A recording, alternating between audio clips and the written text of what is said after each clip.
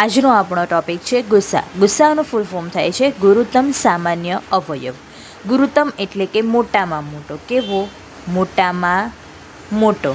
એવો બે સંખ્યાનો મોટામાં મોટો અવયવ કે જે બંને સંખ્યા વડે નિશેષ ભાગી શકાતો હોય તો તેને કહેવાય ગુરુત્તમ સામાન્ય અવયવ.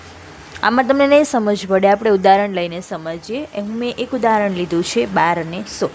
તો પહેલાં શું કરવાનું? 12 અને 16ના અવયવ પાડવાના. ઘણી બધી રીત છે, વૃક્ષની રીત છે, અવિભાજ્ય અવયવ પાડવાની રીત છે, તમને જે ફાવે પાડી શકો છો. અત્યારે હું આવી રીતે પાડું છું, બધાને જ આવડતું હશે. આનું થશે અહીંયા 6 દુ 12, 3 દુ 6, 3 એકા 3. 16ના પાડીએ અવયવ. 8 દુ 16, 4 દુ 8, 2 દુ 4, 2 એકા 2. હવે હું અવયવ લખું છું 12 અને 16ના. શું થાય છે તો પહેલાં 12ના અવયવ લખીએ. શું આવ્યું? 2 ગુણ્યા 2 ગુણ્યા 3.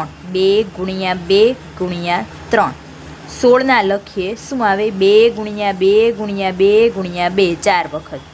1 2 3 અને 4. ગુસ્સામાં શું કરવાનું? તો જેટલા પણ કોમન ફેક્ટર નીકળે છે, એટલે કે જેટલા કે પણ કોમન અવયવ નીકળે છે એને સાઈડમાં લખવાના. જો અહીંયા 2 બંનેમાં કોમન, ફરીથી 2 બંનેમાં કોમન, હવે કોઈ આંકડો કોમન આવતો નથી. તો જેટલા આંકડા કોમન આવ્યા છે અહીંયા હું લખીશ. કેટલા આવ્યા? 2 ગુણ્યા 2 શું થાય? 4.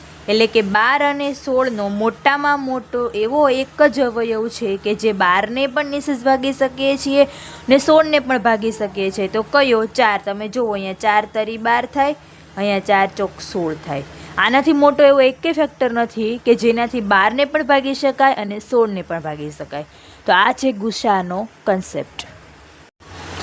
હવે આપણે એક બીજું ઉદાહરણ લઈએ, 35 અને 42. તો પહેલાં 35ના ભાગ પાડીશું. 35ના આવડતા જશે. 5 સતામ 35, 7 એકા 7.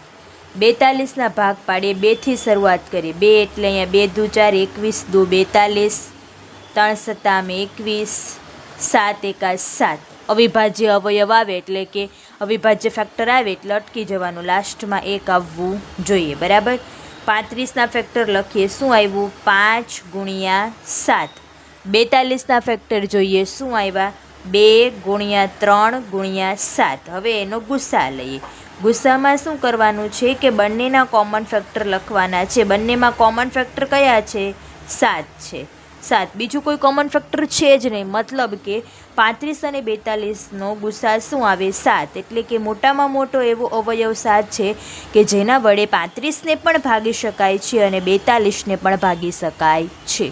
બરાબર.